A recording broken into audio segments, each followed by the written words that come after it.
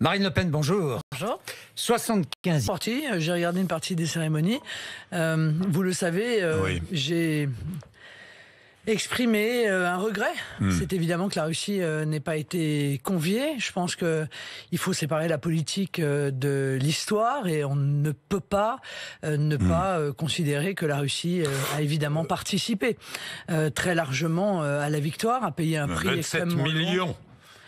de soldats soviétiques qui ont été tués. A payé un prix très lourd. Et c'est assez étonnant parce que je voyais d'ailleurs qu'il y a un sondage qui avait été fait après la guerre sur à qui peut-on attribuer la victoire en quelque sorte. Et à l'époque, c'était la majorité des Français considéraient que c'était à la Russie. L'URSS à l'époque. Et aujourd'hui, c'est les États-Unis. Ce qui prouve que tout de même, il y a eu un travail sur. Oui, il y a eu un travail sur la vision que l'on a de l'histoire. Donc notre rôle à nous, quand on est attaché à la vérité, c'est de rappeler que sans la Russie, probablement, il n'y aurait pas eu de victoire. Ce n'est pas un problème de ne pas avoir été invité, a dit Vladimir Poutine. Il a réagi dans la journée hier. Oui, alors, hommage. Il est élégant. Hommage à toutes celles et ceux qui ont libéré. Il y a les Russes, les Soviétiques à l'époque, les Russes, mais il y a aussi les Français, de l'intérieur, les résistants, de l'intérieur, les soldats alliés, évidemment, qui sont venus de toute l'Europe, des États-Unis, du Canada. L'Europe est toujours en paix et prospère. Est-ce que nous ne devons pas en grande partie à l'Union européenne, franchement ? Non, pas du tout. Pas du tout. Non, pas du tout. L'Union européenne ne contribue en rien à la paix en Europe. Ah non, mais en rien. En rien. En rien. En réalité, ça n'est pas l'Europe qui a fait la paix. C'est la paix qui a permis l'Europe. C'est ça. Et en réalité, mais c'est l'Europe qui garantit la paix. Non, mais ce qui garantissait ce qui garantissait à l'époque la paix, c'est la dissuasion nucléaire. Nous ne racontons pas d'histoire. C'est ça qui a permis la paix. Aujourd'hui, plus aucune nation n'a envie d'entrer en guerre. Et l'utilisation de cet argument pendant la campagne devient année après année plus dérisoire. On voit bien que... évidemment, les nations souhaitent être en paix, veulent, ils n'envisagent pas de rentrer en conflit les unes avec les autres. Ça n'a absolument aucun sens. Et puis, il y a eu des guerres entre-temps en Europe. On va pas se raconter d'histoire. Donc, non, je pense que c'est un argument qui a été utilisé ad nauseam. Bien, Emmanuel Macron a évoqué devant Donald Trump hier les valeurs communes que nous portons, Français et Américains. Il a ajouté, il a souligné l'importance de l'Union européenne, de l'ONU, de l'OTAN. L'Amérique n'est jamais aussi grande que lorsqu'elle se montre fidèle aux valeurs qu'elle défend, ou qu'ont défendu ses pères fondateurs. Allusion peut-être à Franklin Roosevelt, qui souhaitait une immense solidarité avec les nations, un multilatéralisme que ne défend pas Donald Trump, que vous ne défendez pas d'ailleurs. Non. Non, mais le monde entier est en train de tourner le dos au multilatéralisme. Il reste que Emmanuel Macron qui continue à le défendre. Je pense qu'on ne peut pas comprendre d'ailleurs les résultats des élections dans notre pays si on ne regarde pas ce qui se passe dans le monde. Le monde est en train de tourner le dos et dans certaines nations de manière très brutale à la mondialisation sauvage. Cette mondialisation sauvage, elle devait apporter la prospérité économique, elle devait apporter le bonheur des peuples. En réalité, elle a apporté la dévastation sociale, elle a apporté la dévastation environnementale, parce que la destruction de l'environnement est très liée au modèle économique qui a été choisi, et donc toutes les grandes nations du monde sont en train de revenir à la conception de l'indépendance, à des protections nationales, à des régulations de l'économie et du marché. C'est vrai encore une fois pour la Russie bien sûr, mais également pour la Chine, pour les États-Unis avec Donald Trump, et c'est de plus en plus vrai en Europe où émerge ce souhait d'arrêter avec cet ultralibéralisme, d'arrêter avec cette mondialisation sauvage et de revenir à la protection qu'offrent les nations. Mais protection et même défendre le nationalisme, c'est ce que promeut Donald Trump, vous aussi d'ailleurs. Est-ce que vous avez une image positive de Donald Trump, franchement ? Est-ce que c'est important ? Non, mais je vous pose la question. Non, mais la vraie question, c'est est-ce que les Américains ont une image ? Corollaire. Non, mais la question, est-ce qu'aujourd'hui, Donald Trump est un allié sûr pour vous ? Est-ce que les Américains ont une image positive de Donald Trump ? La réponse est oui. 46%. Et oui, dans des dernier sondage. Oui, et oui, dans des proportions. 40% pour Macron. Oui, dans des proportions qui sont spectaculaires par rapport aux autres présidents américains à la même période. Pourquoi ? Parce que les résultats qu'il a réussi à obtenir, et notamment dans sa lutte contre le chômage et les résultats économiques, sont juste spectaculaires. Qu'a dit Donald Trump ? Il a dit, écoutez, la mondialisation sauvage maintenant, c'est fini. Les États-Unis empire, c'est fini. On redevient une nation. On se protège, on protège nos industries, on protège nos emplois. Ça marche. Ça marche, et ça marche à l'étonnement de beaucoup d'économistes. Vous savez, on a des économistes chevronnés, des sachants, des experts, qui expliquaient que toute forme de protectionnisme était nuisible et entraînait une déroute et un appauvrissement. Et en réalité, on s'aperçoit qu'il y a des formes de protectionnisme qui apportent la prospérité, la protection des emplois et même le retour d'industrie dans les territoires. Évidemment, je comprends que ça perturbe nos sachants. Très bien, peut-être pour les citoyens américains, mais peut-être moins bien pour les citoyens européens. Marine Le Pen, est-ce que, je vous repose la question, est-ce que Donald Trump est un allié sûr à vos yeux ? Oui, je pense que les États-Unis sont un allié sûr. Sûr ? Mais bien sûr, les États-Unis et la France sont des alliés. Bon, sûr, bien sûr. Donald Trump relance les guerres commerciales. Vous en êtes bien d'accord. Il demande à l'Union européenne de signer un nouvel accord commercial. Est-ce que Emmanuel Macron s'y oppose ? Est-ce que vous vous y opposez aussi ? Non, il ne s'y oppose pas, c'est pas vrai. Et vous verrez qu'en réalité, Emmanuel Macron s'y est opposé pendant la campagne européenne, mais que il fera tout pour il a encore répété cette semaine. Il fera tout pour que le TAFTA se mette en œuvre. Mais je veux dire, il faut comprendre quand même. Vous, quelle est votre position ? Emmanuel Macron, c'est une chose, mais vous, quelle est votre position ? Je voudrais d'abord que ceux qui nous écoutent comprennent que Donald Trump, comme Vladimir Poutine, ils défendent les intérêts de leur nation d'abord. Voilà. Ils sont pas en train de défendre l'intérêt des Français. Donc l'Europe devrait défendre l'intérêt de l'Europe. Et donc, ils imposent, Donald Trump impose aux autres le libre-échange, mais pour lui, il fait du protectionnisme. Donc il suffit de pas être totalement stupide et de se dire, eh bien écoutez, nous aussi, nous allons défendre les intérêts de la France et en l'occurrence s'opposer aux accords de libre-échange qui ont détruit des pans entiers de notre... Vous êtes contre cet accord commercial avec les États-Unis ? Mais je suis parfaitement contre, j'ai toujours été contre, parce qu'encore une fois, on peut très bien être des alliés, mais être allié, ça ne veut pas dire être soumis, et il est évident que la France a abandonné la défense de l'intérêt supérieur de notre pays et de l'intérêt de notre peuple, et que c'est cette voie-là qu'il faut retrouver. Je suis pas sûr que ce soit avec Emmanuel Macron que ça se fasse. Donald Trump qui encourage le Brexit également, là encore, vous comprenez cette position ? Mais c'est l'intérêt des États-Unis. C'est l'intérêt des États-Unis. L'intérêt des États-Unis, c'est de créer les conditions d'accords commerciaux privilégiés entre la Grande-Bretagne et les États-Unis. Renforcer les accords entre pays d'Europe, on est bien d'accord. Et accessoirement se servir de la Grande-Bretagne pour pouvoir entrer sur le marché européen.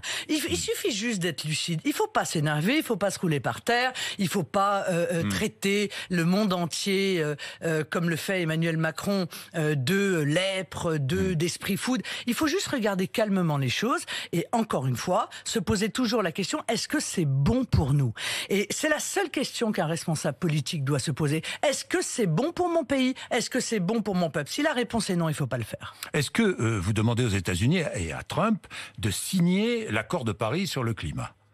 Est-ce qu'on doit conditionner aujourd'hui de nombreuses relations commerciales internationales sur la signature de cet accord ? Mais ça n'est absolument pas le cas. À la signature de cet accord. C'est absolument pas le cas. Oui, il ne signe pas cet accord. Non, mais il ne signe pas ça. Mais même s'il le signait, l'accord de Paris n'entraîne pas la disparition des accords de libre-échange. Donc, à quoi ça sert ? Est-ce qu'on devrait conditionner tous les accords commerciaux à la signature de l'accord de Paris ? Mais c'est pas tellement que l'accord de Paris. Il n'y a pas que l'accord de Paris. Sur le climat. Non, mais il n'y a pas que ça. Mais je vous pose la question. On vient de s'apercevoir. Puisque toutes les partis politiques aujourd'hui parlent d'environnement. Oui, d'accord. Mais dans l'environnement, il y a aussi la sécurité sanitaire, dont on ne parle jamais. Or, c'est un élément essentiel. On s'aperçoit aujourd'hui que le plastique que on a demandé aux Français de recycler, on le retrouve en Asie, déversé dans des décharges à ciel ouvert. On le retrouve en Méditerranée aussi. On s'aperçoit que des tonnes et des tonnes de faux steaks hachés ont été acheté puis donné pour les plus démunis, c'est-à-dire pour la Croix-Rouge, c'est une véritable honte, rien n'est fait. Donc c'est tout le modèle économique qu'il faut revoir. Il faut mettre en place... Donc le libéralisme, trop de libéralisme. Oui, bien sûr, trop de libéralisme. Il faut des régulations. Et dans ces régulations, la régulation qui consiste à être exigeant sur la qualité environnementale et la qualité sanitaire des produits est absolument essentielle. Et le meilleur moyen, c'est le localisme. C'est ce que nous avons défendu pendant toute la campagne. Si nous retraitions sur place, grâce à des usines, Monsieur Bourdin, nos propres plastiques en France, on ne retrouverait pas ces plastiques dans des pays pauvres qui ne peuvent pas dire non, ce qui est aussi dévastateur pour la planète, mais qui est en plus humainement dégradant. Marine Le Pen, au Parlement européen, vous souhaitiez 170, la droite, l'extrême droite, tous les partis proches de vous représentent à peu près 170... Non mais l'extrême droite, ça doit être 3 députés au Parlement européen. Bon, enfin, tous les partis proches de vous représentent à peu près 170 députés, c'est à peu près ça. Hein. J'ai vu... C'est bien cela? Non, c'est votre groupe. Non, c'est un peu plus compliqué que ça. Notre groupe avait 37 députés. Oui. Il en a aujourd'hui 77. 77. Oui. Oui. Allez-y. Bon. La question s'est posée de savoir si nous pouvions fusionner, notamment le groupe de M. Farage et le nôtre. Puisque M. Farage, aujourd'hui... Ne veut pas de vous. Hein. Au moment où nous parlons, oui, M. Farage est un fin négociateur britannique. Ce ne sont pas les plus faciles à traiter, il faut bien le dire. Et il n'a pas de groupe. Voilà. Donc il a échoué à constituer un groupe. Nous avons quasiment... Orban non plus ne veut pas de vous. Nous avons quasiment triplé le nombre de nos députés dans notre groupe. Orban non plus. Et les négociations ne sont pas en l'occurrence... Les Polonais non plus. Mais les Polonais ont un groupe. Ils ont un groupe, ils ont toujours eu un groupe. Ils n'ont jamais été dans notre groupe, les Polonais. Oui, mais d'accord, mais... donc vous rêviez, Matteo Salvini rêvait de fédérer tous ces mouvements. Nous espérions effectivement pouvoir fusionner les trois. C'est donc un échec. Donc, il y en a un qui a disparu. Les négociations ne sont pas terminées, Monsieur Bourdin. Vous savez pourquoi? Vous savez très bien pourquoi les Polonais et les Hongrois ne sont pas d'accord avec vous? Non, c'est pour des raisons complètement différentes. Rien à voir avec la Russie? Rien à voir. Non, tout ça. Vous pensez vraiment? Non, ce sont des excuses officielles, mais la réalité, c'est que les Polonais ont des élections au mois d'octobre et qu'ils veulent pas trop bouger parce qu'ils sont un petit peu en perte de vitesse dans leur propre pays. Alors, vous avez demandé, revenons sur les européennes, Marine Le Pen. Mais Monsieur Bourdin, toutes ces voix-là, elles vont se fusionner dans les urnes quand même. Hein. C'est ce qu'il faut savoir. Au-delà de la constitution des groupes, qui est quand même de la politique, de l'organisation politique. Enfin, vous espériez tout de même. Oui, bien sûr, on espère toujours. Mais bien sûr, on se bat et parfois on y arrive, vous savez. Au-delà de ça, sur toute une série de grands sujets, notamment quand il s'agira à nouveau d'essayer d'imposer, comme le font les européistes, des migrants forcés dans les pays. Eh bien, toutes ces voix-là, elles vont se fondre dans les urnes. Et elles vont constituer effectivement une force politique en ce qui concerne la relocalisation des migrants, un front du refus qui sera extrêmement important. Alors le Premier ministre en France, le Premier ministre s'exprimera mercredi devant l'Assemblée nationale. Vote de confiance, vous voterez pas Ah non, évidemment, nous ne voterons pas la confiance je suis pas surpris. Il y a 3 forces politiques aujourd'hui en France, si j'ai bien compris. Vous, le Rassemblement national, La République en marche et Europe Écologie Les Verts. 3 grandes forces politiques. Vous êtes d'accord ou pas avec cette analyse? En fait, non. Non. Je suis pas d'accord parce que je pense que l'existence de forces politiques, elle se détermine aux élections présidentielles en réalité, plus qu'aux élections européennes. On l'a vu d'ailleurs il y a 10 ans. On a présenté le résultat de Monsieur Jadot comme étant spectaculaire. Non, en réalité pas tant que ça. On est en pleine psychose climatique, donc les Verts sont évidemment naturellement poussés. Mais c'est pas la naissance d'une idéologie chez les jeunes notamment, non? Il y a 10 ans, ils avaient fait 17%. Aux élections présidentielles suivantes, ils ont fait 2. Donc, pourquoi je vais vous dire pourquoi. Parce que, évidemment, les jeunes sont très inquiets de la situation de l'environnement. Mais ce que beaucoup ne savent pas, c'est que les Verts sont, par exemple, pour une immigration totale. C'est-à-dire aucune régulation à l'immigration. Ce sont des immigrationnistes absolument convaincus. Or ça, ce sont des sujets qui sont passés en arrière de la main pendant les élections européennes, mais qui évidemment sont déterminantes pour les élections présidentielles. Bien, vous préparez, je vous cite, le parti de la future alternance. Oui. Hein, c'est cela. est-ce que les Républicains ont une place dans cette future alternance? Est-ce que d'abord, je vous pose une question directe, est-ce que c'est un parti qui, selon vous, est menacé de disparition? Oui. Oui. Oui, bien sûr. Quand on dit menacé de disparition, un parti politique ne disparaît jamais ou il met un temps fou à disparaître. Mais il disparaît quand il ne pèse plus sur, en réalité, le débat public. Or, les LR ne pèsent plus sur le débat public. Et pour une raison simple, c'est qu'ils n'ont pas de ligne politique. En fait, vous me dites les LR, je ne sais pas ce que c'est. Je ne sais pas ce qu'ils portent comme idée. Je vois, moi, toute une série d'individualités qui, parfois, s'affrontent sur des sujets qui sont pourtant essentiels. L'indépendance nationale, la souveraineté nationale, pour ou contre l'immigration, pour ou contre les accords de libre-échange. Et ils sont en accord sur rien. Donc en fait, ça fait déjà un certain nombre d'années que c'est un syndicat de défense des intérêts des élus. Voilà. Et ça n'en fait plus un parti politique. Parce qu'un parti politique, il porte un projet politique et les LR ne portent plus de projet politique. Je vais vous dire une chose, je le dis pas avec plaisir, parce que j'ai de la compassion, moi, pour les électeurs LR. Le spectacle de ces chefs qui, après avoir trahi, désertent. Vous pensez à Valérie Pécresse? Est véritablement Vous pensez à Valérie Mais Pécresse? je pense à tous. Je pense à tous. Et en fait, au fur et à mesure du temps, à chaque fois qu'ils se choisissent un nouveau président, à chaque fois, le niveau s'effondre.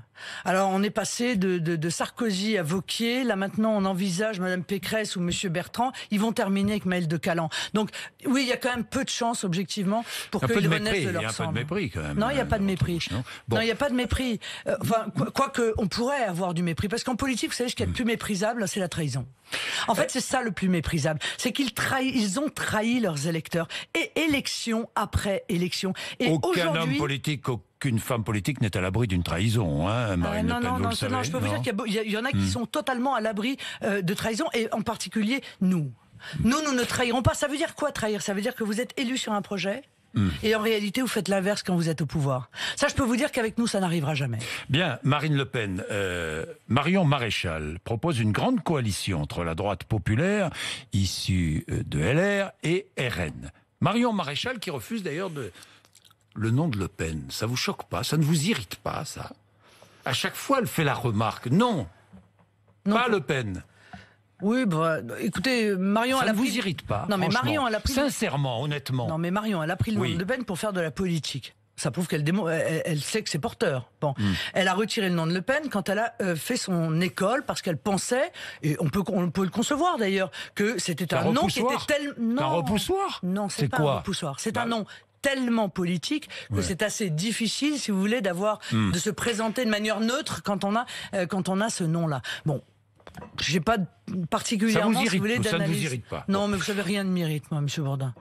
Rien ne vous irrite, c'est fini. Là. Je suis d'un grand calme. L'injustice m'irrite, mais le reste.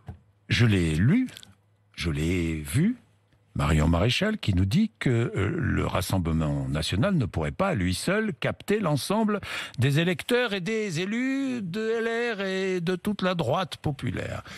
C'est vrai, ça? Non, c'est pas vrai. C'est triste. Il faut pas être pessimiste. C'est pas moi, c'est elle qui l'a dit, c'est pas moi. Il faut pas être Marine Le Pen. Il faut pas être pessimiste. Il y a une recomposition de la vie politique française que j'avais annoncée d'ailleurs, Monsieur Bourdin, vous le savez, sur votre plateau plusieurs fois depuis des années. Vous avez dit la droite et la gauche, c'est terminé, et on va assister à une recomposition avec une nouvelle bipolarisation de la vie politique entre les mondialistes et les nationaux. C'est exactement ce qui s'est passé à l'élection présidentielle et ce qui a été confirmé lors des élections européenne. Ce nouveau clivage, il fait exploser les anciens partis traditionnels, il fait exploser LR, il a fait exploser dans le passé le PS, et il fait exploser aussi la France insoumise, ce qui est passé un peu plus inaperçu, mais qui néanmoins est un signal qui est intéressant pour l'avenir. Donc, on est en pleine recomposition. Par conséquent, moi je ne développe pas ce pessimisme consistant à dire le Rassemblement national tout seul. Mais d'abord, tout seul, ça veut dire quoi? Un mouvement politique, il a vocation à s'adresser à tous ceux qui partagent sa ligne politique, les fondamentaux qui sont les siens. Et moi, je crois que nous n'avons pas fait le plein, loin de là, de ceux qui, entre le mondialisme, l'ultralibéralisme, l'immigration massive, le mépris de l'identité nationale et ce que nous portons, c'est-à-dire la nation, ses protections, l'intérêt supérieur des Français, la défense de l'identité et de la culture française, je pense qu'il y en a beaucoup qui ont vocation encore à nous rejoindre. Oui, le RN, j'ajoute, je lis encore Marion Maréchal, le Rassemblement national est indispensable, mais pas suffisant. C'est ce qu'elle dit. Oui, d'accord, mais quand c'est pas suffisant, sous-entendu, je suis la seule à pouvoir réussir ce grand rassemblement. Mais écoutez, moi, c'est que ce Marion... que vous lisez ? Non, ça n'est pas ce que je lis. Que Marion souhaite mettre en place des passerelles et contribue à mettre des passerelles avec des gens qui, dans la droite traditionnelle, sont plus proches de nous qu'ils ne sont proches d'Emmanuel Macron. Tant mieux, je veux dire. Oui, mais tant mieux. Vous n'y arriverez pas. Tant mieux. Moi, le Rassemblement national n'y arrivera pas. Moi, je pense que plus nous sommes nombreux à tendre la main, etc., et mieux nous. Mais c'est pas vous qui porterons. arriverez, si j'ai bien compris, moi, ce qu'elle dit. Oui, ben écoutez, nous verrons ça. Nous verrons. Moi, je veux dire, vous lui prêtez des ambitions présidentielles. Je lui prête rien. Bon, je lis ce qu'elle a dit et j'écoute ce qu'elle a dit. Je ne lui prête rien. Moi, je vais vous dire ce que je prête à Marion. Oui. Moi, je prête à Marion de la sincérité. À partir du moment où elle dit non, ça n'est pas du tout ce que je dis. Moi, vous lui toujours. Elle n'a jamais appelé à voter Rassemblement national pendant les élections européennes. Oui, vous le savez. Oui, je pense. Vous le regrettez ? Oui, bien sûr, je le regrette. Évidemment, je le regrette et je crois que je ne suis pas la seule à le regretter au sein du mouvement. Mais vous lui prêtez toute une série d'ambitions cachées, toute une série de non-dits. Moi, je pense qu'elle est sincère. Et donc, si elle souhaite faire quelque chose, elle le dira. Si elle ne le dit pas, je suis désolée, mais moi, je lui accorde le bénéfice de la bonne foi et de l'honnêteté. Bien, on se souvient de la publication sur Twitter de photos d'exactions de l'État islamique Daesh. Vous avez été mis en examen pour cette publication. Le juge en charge de ce dossier avait, lors de son instruction, délivré une ordonnance d'expertise psychiatrique à votre endroit. Alors, en réaction... Je me souviens très bien. Nous sommes bien en France, nous ne sommes pas en Corée du Nord. Nous sommes bien en réaction, vous aviez publié in extenso le document ordonnant cette expertise. Je ne dis pas de bêtises jusque-là. C'est ça. Vous êtes maintenant convoqué par un juge d'instruction, vous confirmez ? Oui. Et vous risquez une nouvelle mise en examen, c'est exact ? Oui. Bien. L'expertise psychiatrique est prévue par la loi en cas de diffusion d'images violentes. Mais pourquoi ? Parce qu'en réalité... on m'a poursuivi sur la base d'un texte qui n'a strictement rien à voir avec la politique. C'est un texte qui Article poursuit... 706-47-1 du Code de procédure pénale. C'est un texte qui poursuit les pervers sexuels. Et pas que les pervers sexuels. Si, monsieur, si. Il n'y a pas une seule jurisprudence autre que celle-là. Donc la réalité, c'est que le parquet politisé qui instrumentalise la justice contre les opposants, ce qui relève du totalitarisme, a utilisé un texte qui n'avait strictement rien à voir avec ce dont nous parlions pour pouvoir me poursuivre. Du coup, ce texte prévoit une expertise psychiatrique parce que les pervers sexuels... Est-ce qu'elle a eu lieu d'ailleurs ? Non, bien sûr que non. Vous l'aviez refusé. Les pervers sexuels, ils sont soumis à une expertise psychiatrique. Et vous voyez dans quelle situation on se trouve. Vous n'étiez pas contrainte d'ailleurs. Non mais nous sommes dans un pays qui est en train de subir une vraie dérive totalitaire. Je vous le dis avec beaucoup de calme, mais en même temps beaucoup d'inquiétude. Et ça devrait scandaliser tous ceux qui sont attachés à la démocratie, au pluralisme politique, parce que aujourd'hui c'est moi. Et je suis toujours la première à subir tout ça. Et puis tout le monde rigole et tout le monde dit on est content parce que Marine Le Pen elle a des problèmes. Puis comme c'est une concurrente, on aime bien quand elle a des problèmes. Et puis un jour c'est eux. Voilà. Et c'est exactement ce qui s'est passé avec les assistants parlementaires et c'est exactement ce qui se passera demain avec toutes les lois qui sont en train de mettre en œuvre. L'objectif n'est pas d'empêcher la divulgation de la haine ou de ceci. Emmanuel Macron, un dictateur. Non, vous avez toujours cette habitude. Vous me parlez de Corée du Nord. Moi, je vous dis que c'est une dérive totalitaire. Ouais. Et l'instrumentalisation de la justice devrait scandaliser tout le monde. Et moi, j'attire votre attention sur les futures lois qui vont attenter à la liberté d'expression d'expression, car l'objectif, évidemment, il se drape de lin blanc, mais l'objectif n'est pas la lutte contre je ne sais quelle haine. L'objectif, c'est de mettre en place une censure préalable des opinions politiques, et ça, c'est évidemment très dangereux. Alors, pour apaiser les esprits, vous allez regarder la Coupe du Monde de football féminine? Je suis pas du tout, je suis pas du tout une fan de football, mais en règle générale, quand la France peut gagner, je regarde et je suis absolument convaincu que nos jeunes Françaises qui sont très combatives et le football féminin, vont gagner vous cette trouvez coupe. Ça, les femmes ont, comme les hommes, leur place sur un terrain de tour? Bah, évidemment. J'ai vu cette petite polémique autour d'Alain Finkielkraut. Non, mais bien sûr, et je suis très contente et on les soutient avec tout notre cœur. Bien, merci Marine Le Pen d'être venue nous voir ce matin. Il est 8h54, RMC et BFM TV.